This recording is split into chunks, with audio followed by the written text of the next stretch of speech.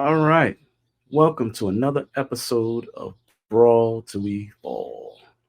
My name is Teo. Some call me Tony. Some call me Tony Ant-Man also. But anyway, we're here to talk about wrestling, WWE, and all that happened this week, the highlights of the week. So we're going to jump right into Monday Night Raw and get started with them. Raw kicks off with Damian Priest, El Campeon, and Judgment Day as Priest had them all in the ring and he apologized to them for his actions at the last pay per view backlash. Um, it was very interesting to see this. However, Finn Balor, he was scheduled to face Drew McIntyre, but Drew was not medically cleared. So he thought he had a win. He could just bypass all of that, for the King of the Ring tournament. Um, but to no avail, Adam Pierce came out and interrupted their celebration as he thought he had to win. And this is after, everything was cleared up and he hugged it out and everything. Adam Pierce interrupted and let him know, no, you do not have a bye. But in fact, you'll be facing Judgment Day's pain in the neck.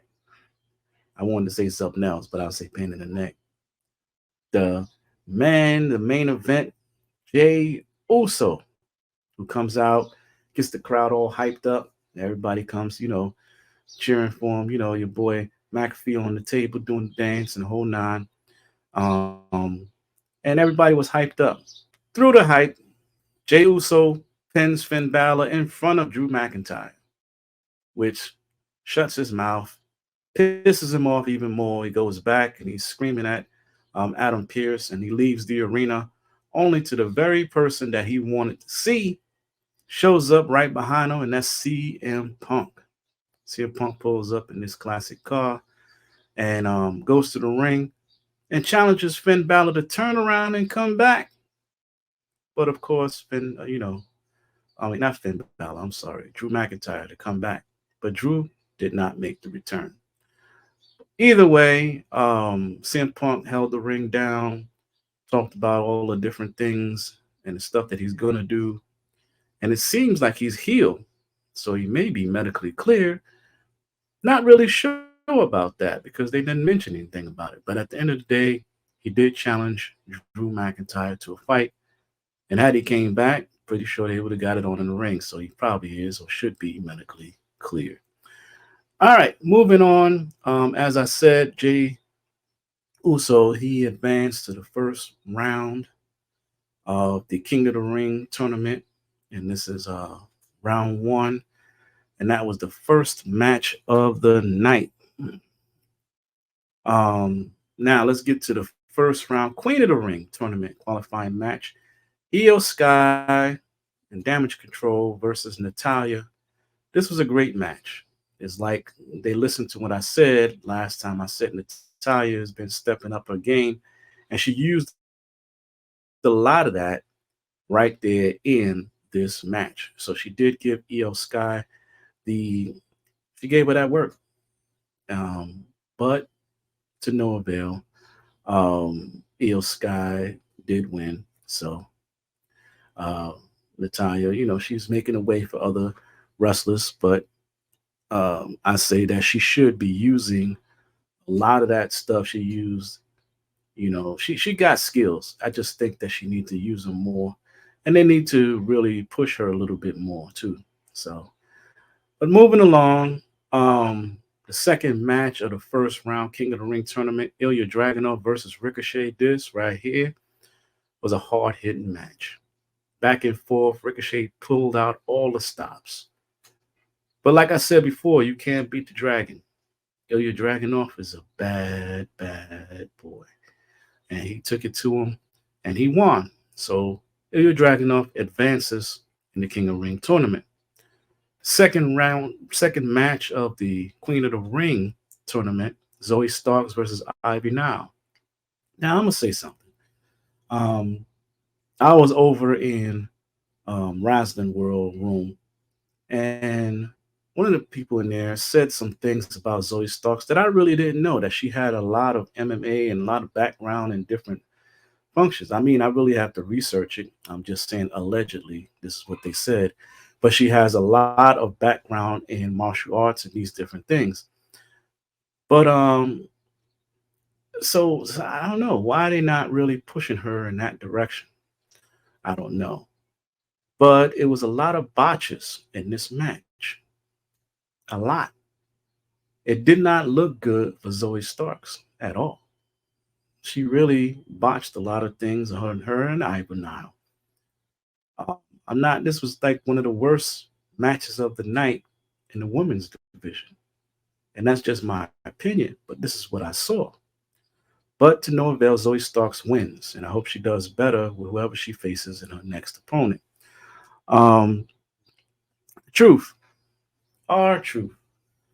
I think this dude is on some cheap drugs, and he need to get the real deal because this dude came out there trying to pin him, trying to face a basketball team.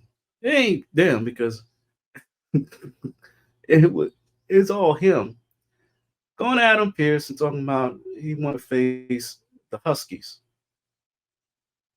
Yeah, Miz, get your boy, Miz, get your boy. I don't know what's going on with him, but he needs to really stop. Stop. Whatever you're doing, sniffing glue, whatever you're doing, stop it. Just stop. Meanwhile, Carlito was looking for some allies in the wrong place. He went over to the Judgment Day and tried to join up with them. And this was again Dom bringing him in. Dom does stuff and don't talk to nobody. You should have known that Damien wasn't with this. Why would you even bring Carlito over there? What's your problem? Yeah. He's another one sniffing glue. But anyway, Dom, Damien sent him on his way and told him that's not going to happen. But honestly, though, I think that Damien is being a little facetious in a sense because they need more members. You got to understand there are new factions that's going to be under your roof over there in Raw. One of them being a very dominant faction, which is the Final Testament. You need as many members as you possibly can get, whether you like them or not. That's just my opinion. Moving along, Chad Gable versus Bronson Reed. This was a no contest because Sami Zayn attacked both of them and leaving them lying out in the ring. Well, no, Bronson Reed left them lying out in the ring. My bad. My predictions already came true. I was predicting that it was going to be a triple threat match, and it is. It's going to be at the King of the Ring, a triple threat match for the Intercontinental title. So look forward to that. Although I don't know, really don't know. Do you think Bronson Reed is ready for a title run? I don't know. Let's see what happens. All right. Becky's in the ring doing her ring interview and interrupted by Liv Morgan. And as I suspected, yes, there's going to be a match also with Liv Morgan versus Becky Lynch for that belt. And I hope Liv Morgan gets the belt, honestly. I want to see her finish her story against Mommy over there. Um, so let's see what happens. But they were interrupted by the Damage Control who caught Ireland beatdown by Becky, and well, she had help from Lyra. So because your girl, she quickly got out the ring. Liv Morgan got out the ring. Is like, this is not my problem. This is your situation. So she got out of the ring and left it for Lyra to come out to Becky's aid, and she did. And then that led to the third match of the night with the Queen of the Ring tournament: Lyra Valkyria versus Dakota Kai. And hey, another great. This was a great match. Lyra Valkyria is awesome, and she won, and she's going to be facing Zoe Starks. So I hope Zoe Starks got her stuff together. And my predictions for this easy peasy is Lyra. Lyra. Now, like I said, I got to do my research on Zoe Starks. I'm not taking her for granted of what she might know and what she may do. But from what I see, Lyra is the better pick for me. I pick Lyra. So Lyra did defeat Dakota Kai, which was inevitable. Third match, first round King of the Ring tournament, Sheamus versus Gunther. This was a renewed, hard hitting rivalry. These guys went at it on SmackDown every week until I got tired of it. But I wanted to see it again because now that Gunther has gained some momentum, at least I thought he did. Because I'm looking at this match. Now, there was interferences and all kinds of stuff that happened that never happened in any other Gunther's matches. He always kept Imperium out of his matches. But when it came to Sheamus, they always got to interfere, which makes me wonder, is Gunther afraid of Sheamus? Well, to no avail, guess what? Because of the interference, Gunther wins and advances, or was he maybe trying to solidify his win to get in the King of the Ring? That may be it too. But he seems afraid of Sheamus because I don't see ever one-on-one, no interference. So I think Sheamus got his number. But that was the end of the night for Raw. Stay tuned. Next, I'll be getting into NXT. So stay tuned.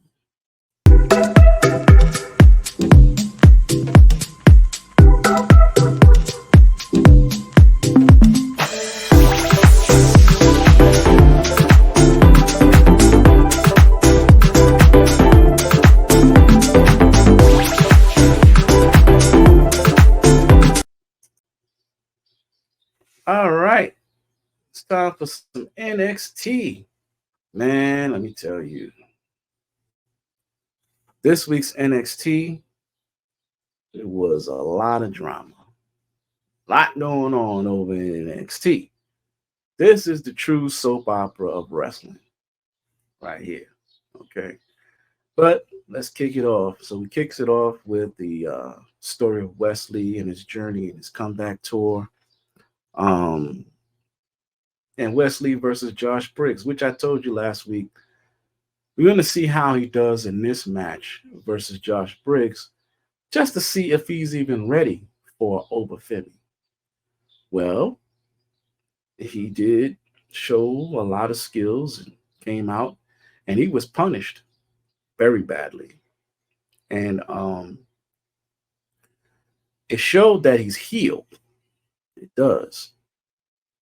But like I say, I'll say it again. I don't think he's any competition for any Obafemi. He's only a buck and some change, soaking wet. And if it came down to it, and he defeated Obafemi, is only because Oba is ready to go on to face the NXT champion for the belt, for the championship title, and he's passing it to who I guess WWE or who Oba thinks is qualified to carry that title. But other than that, realistically, Oba will destroy this boy. And I don't care how he beat Briggs. I don't even care if he went up against anybody that's even the size of Oba. But at the end of the day, he is not ready for Oba Femi. He will get injured again. Honestly, that's just my honest opinion. So even if he went up against Ivar, which is what I was going to say, he went against Ivar and beat Ivar and I don't think he can do that either. But if he did, like I said, not ready for the Obafemi. I don't care what you say. Anyway, moving on. Match 2, Carmen Petrovich and Natalia versus Shayna Baszler with Lola Vice in her corner. This was too easy for Baszler. She played with the rookie like a cat playing with his food, and she tapped her out. Shayna Baszler is that monster. She's that beast. She should be in a better place in WWE, but she does bring something to NXT. So she may be better over there. I don't know. Um, Fallon Henley in a confrontation with Kalani Jordan, and I'm Team Fallon. I'm gonna just say it like I'm Team Fallon. I don't like how Chase you handled that situation, and I'm just Team Fallon. I think she's a better wrestler. We're gonna see how that happens. Um, Match 4: Tyson and Tyree, the new rookies, the new dudes that's on the kids on the block. They defeated No Quarter Catch Crew thanks to Stacks and the D'Angelo family. Um, Stacks was the referee for this. Um, he tried. Well, I ain't gonna say that. He didn't call it down the line. Down the line, he purposely did what he did, which they got what they got, and it ended up in a challenge for that cup. And where I'm gonna get to that in the end to show you just how you don't play with the D'Angelo family. Moving on, match 5: Mission versus Ariana Grace. What are they doing with Mission? She's everywhere. SmackDown, she's over there, she's everywhere. What they doing? They don't know what to do with her? I don't know. But anyway, Ariana tried her shenanigans, but to no avail. The veteran Mitchin beat her, and it was an easy win, to be honest with you. I don't even know what they're doing with Ariana Grace. Her character is interesting, but it's not entertaining, and she shouldn't be in that wrestling ring. All right, moving on. Now for the drama. We want to find out what was in the envelope. Well, we found out. And honestly, I agree with Trick Williams on this. It was shenanigans. So, what Metaphor and along with Lash Legend, by inviting them over to this Metaphor show, the Supernova session, was trying to say that Trick did not actually beat Noam Dar, and his shoulders was under the ropes and all these other shenanigans. And that led to Trick revealing his relationship with Lash, which at first I didn't even know about. I was just looking at the chemistry between the two when I said that they make a great couple. I didn't know they were already a couple. Well, Trick put that out on the line. As we say, put the business out in the street. Lash didn't know how to react to it and denied, basically, she denied it. And honestly, man, I could see the love that y'all have for each other. I'm just gonna be real with y'all. Life is too short. You don't put nothing before love. And now, right after he was confessing and trying to get that going, Norm Dog drops him. Hello, you got your man knocked out in the middle of the ring trying to confess his love to you. And guess what? What normally happens, the reality sets in. What you don't want or you don't confess to, somebody else is waiting in the dark to take what you have. There was tweet, text, Instagram message, something came across that simply read, it's going to be in Trick's corner. And the internet has been going crazy about it to the point where Triple H is actually entertaining the thought of bringing her there to entertain your man. How you feel about that, Lash? Are you gonna let your man go to a Simply Red? That's a nasty, nasty, nasty situation right there. I ain't even gonna get into all that, but that's a nasty situation. If I was you, forget about Norm Dar because friends come and go. Love, that's something that is not found easily. Trust me in my situation. So you better go get your man. Moving on. Um, they show the scenes of the Women's North American Championship competition over the weekend, And I'm gonna have the results from that coming up in a minute. Fallon Henley versus Kalani Jordan because of their tit for tat in the back. And Kalani Jordan shows a lot of heart. I got to give her credit. She shows a lot of heart. But to no avail, Fallon Henley wins because, like I said, she's a better wrestler. Um, the match 7 of the night was Chase U versus Lexus King. Thanks to Ridge Holland, Lexus King scores the win. Um,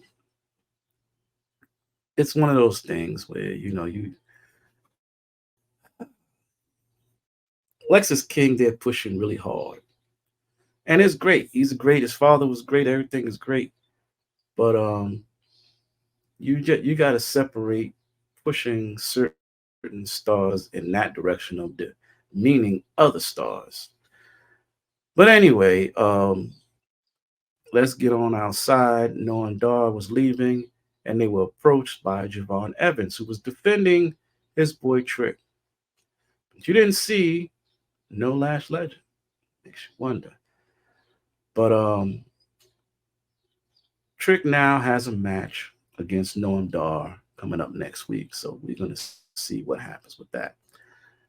Um, we're gonna move on because I already spoke about all of those things. Okay, so let's talk about it. The updates on the women's North American title.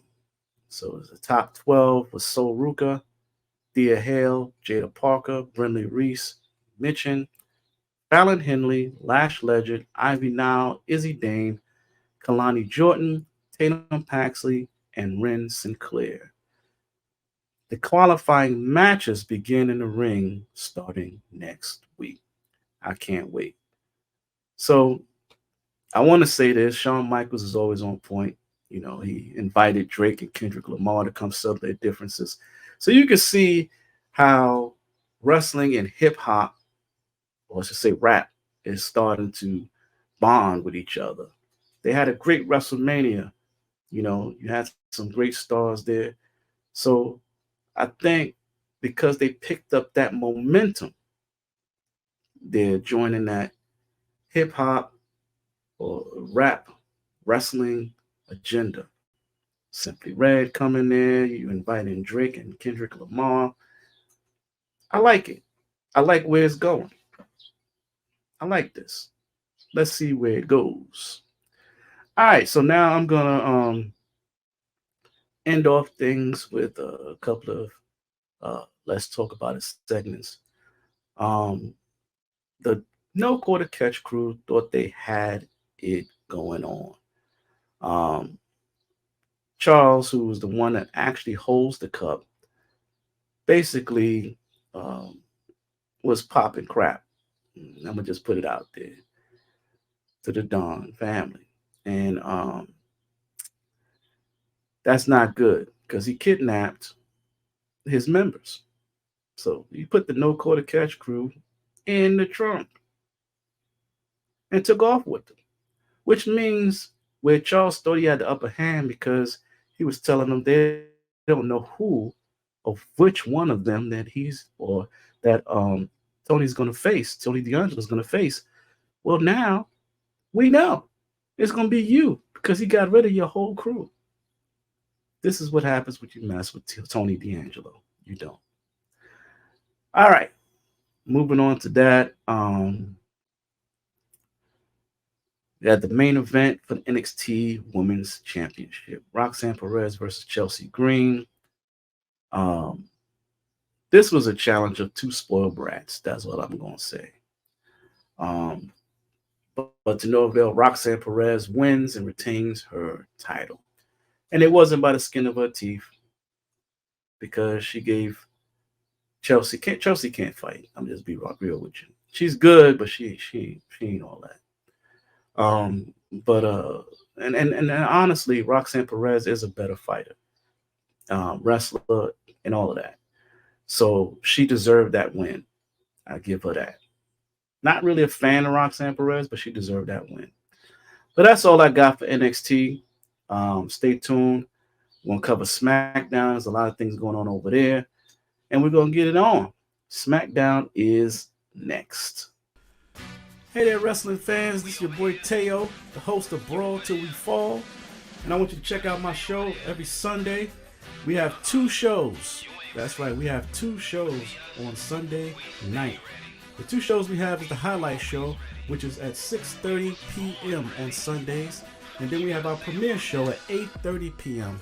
on Sundays. So check us out. We also have our Thursday night Let's Talk About It show featuring my brothers, and hopefully sometime in the future we can have some wrestling stars or somebody to come out and talk about the pay-per-views that's coming up on that weekend. So every Thursday, right before the pay-per-views, we have our Let's Talk About It show.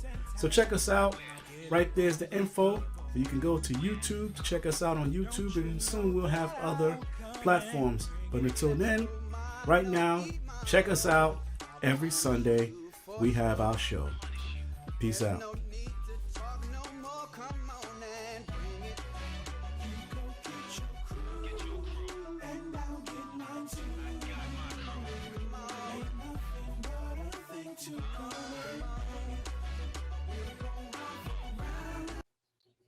All right, we're back.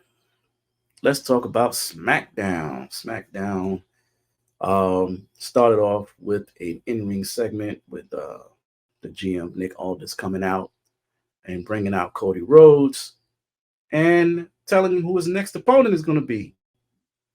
And this is going to happen at the next King of the Ring pay-per-view that's coming up May 25th. It's going to be in Saudi Arabia.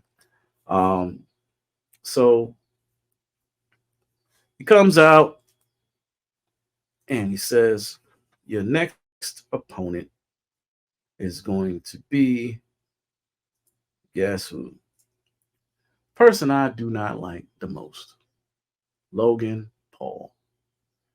So Logan Paul comes out, and here's what I don't like about this situation. They talk, they go back and forth with each other. But there was no confrontation. There was no conflict. Nothing. Most of the time, Logan Paul has somebody out there, and I'm just going to put it out there, color or anything else. Even KO Randy, I'm not going to put him on the prejudice level. I'm going to just say that normally somebody gets knocked out. Some type of shenanigans happen. Logan Paul showed Cody Rhodes the utmost respect. Now, is this because Logan Paul is afraid of Cody Rhodes? Or Nick Aldis standing there in the ring? Or maybe, maybe Logan is changing? I don't know. Still don't like the guy. In my prediction, Cody Rhodes is going to win. Next, we had the qualifying matches for the Queen and King of the Ring over on SmackDown. So round one match, Queen of the Ring, was Naomi versus Nia Jax. I'm going to be real with you. This was a hell of a match, but they related in a sense. Nia Jax is married. Nia Jax is a part of the bloodline. She is there. And Naomi is married to Jimmy Uso, who's part of the bloodline. Now, some will argue Nia Jax technically is not blood. But truthfully, and actually, is a decent fight, because from what I hear, rumor has it, that Naomi crossed out Nia Jax's name from the bloodline that Rock put up. So that's enough to piss off Nia Jax, I'm sure. But at the end of the day, it was a good battle back and forth. But Nia Jax crushed Naomi. Poor Naomi. Anyway, moving on. Going backstage a little bit. Carmelo Hayes taunting Bobby Lashley. This dude continuously making enemies of this man. And he eventually, and here's the thing, a while ago, I thought he was going to join the Pride and stand with them, whatnot. But no, he's making enemies. So I feel that that's going to be a fight that Carmelo Hayes can't win. But he did face off against a good challenger. for the round one um, men's tournament, King of the Ring. Um, and that was against Baron Corbin. Baron Corbin is not no slouch, but Carmelo pulled it off to advance to round two. Um, Now, round two, I should say, match two, Queen of the Ring, round one, Jade Cargill versus Piper Niven. Now, I wanted to see this because this is what I feel is going to be or was going to be Jade Cargill's challenge. That's what I want. I wanted to challenge for Jade to see how she does against a bigger opponent. And she struggled a little bit, just a little bit, but you can't take from Piper Niven either. She's a big girl, but Jade managed to get her up and hit her with the jaded, which is awesome. So I give her that. But I say she struggled because her next opponent, now that she's advanced, is going to be Nia Jax. You got to be on your game, Jade. You better be in that gym working out.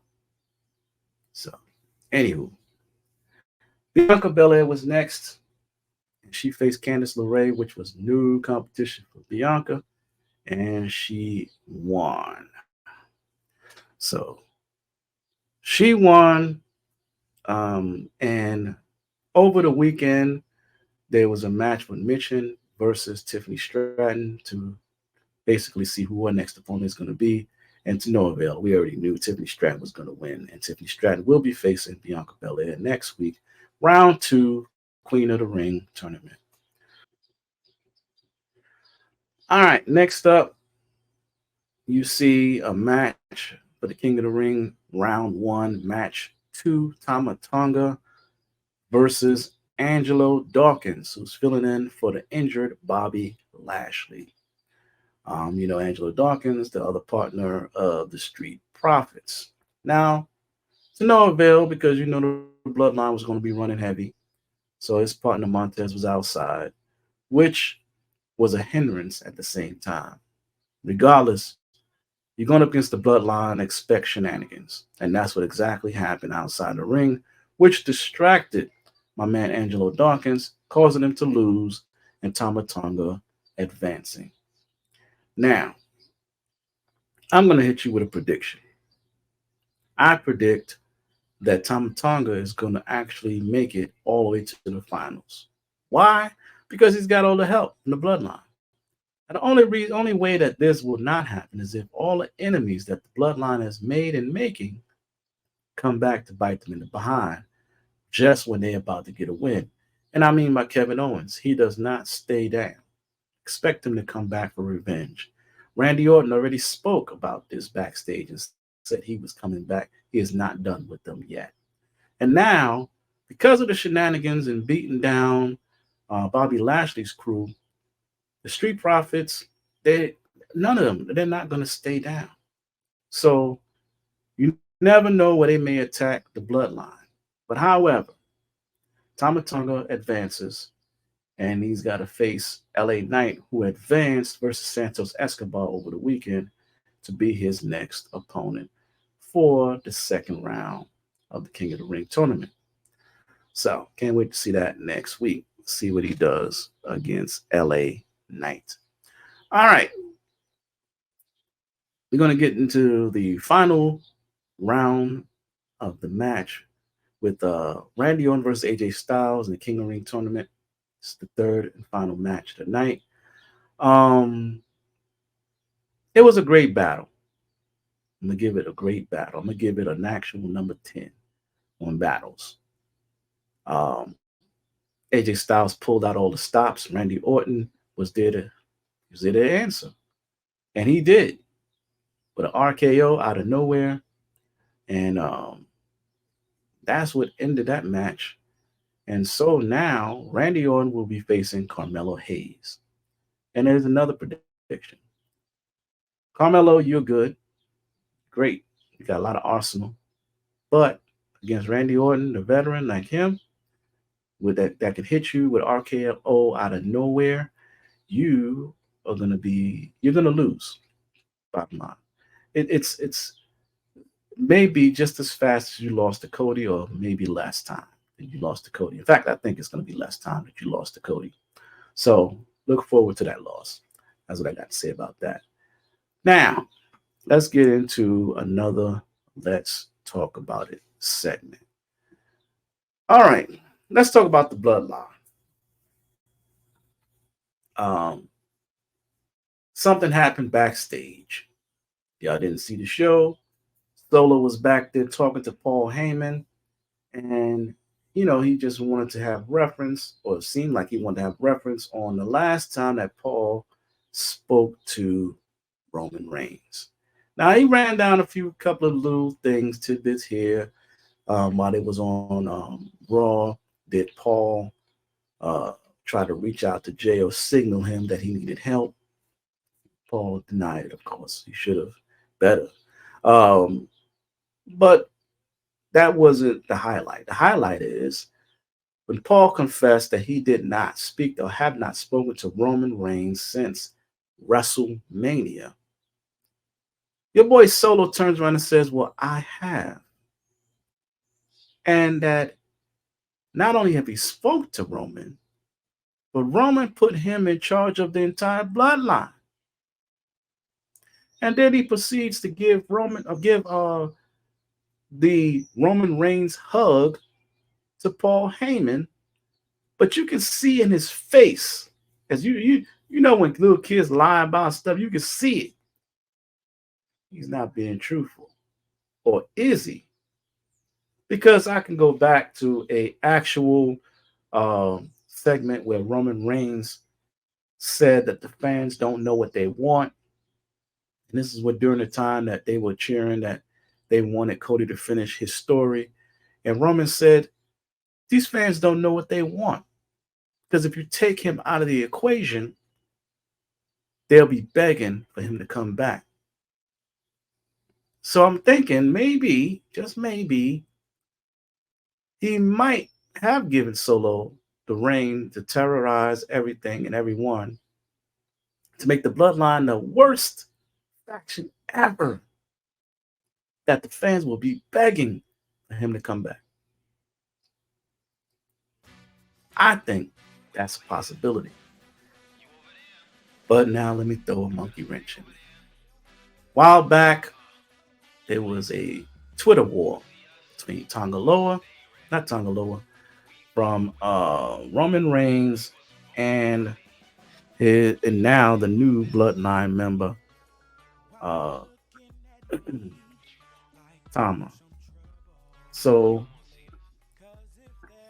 they were battling back and forth.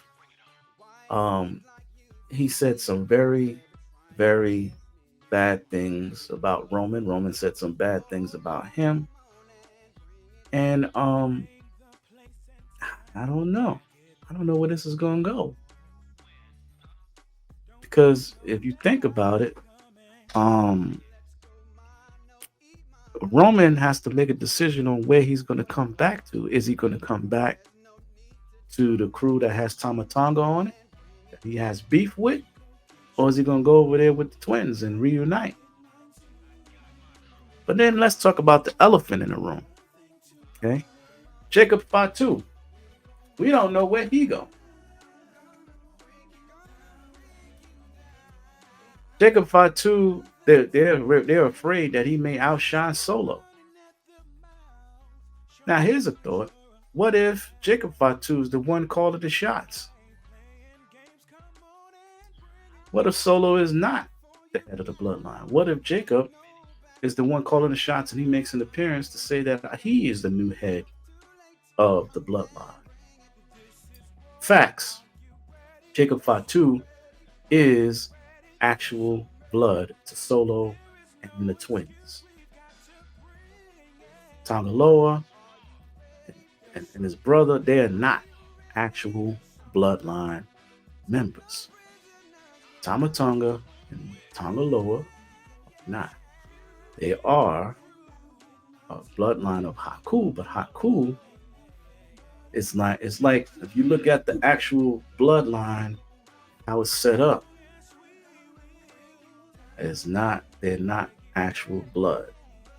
So let's see where Roman fits. We're gonna see where Jacob Fatu fits. We're gonna see how this all comes together. But I say blood is thicker than water. The twins, we already know Jimmy and Jay they're gonna reunite. And Jacob Fatu, I predict he's gonna go over there with them and leave Solo to make a decision of what he's gonna do. But at the end of the day, I want to hear what you got to say. I want to hear what you have, your comments. Leave them in the comments section of what you think may be the outcome. And don't forget to subscribe. All right. Happy Mother's Day to everyone out there, all the mothers that's watching, all the mothers that are wrestlers that are watching, because I know y'all watch the show. I've seen too many things that I've said be repeated. For example, let's talk about it on that show, on NXT and a few other shows. So that's all I got for WWE. Hope you enjoyed the show. Peace, love, and all of that. And I'm out.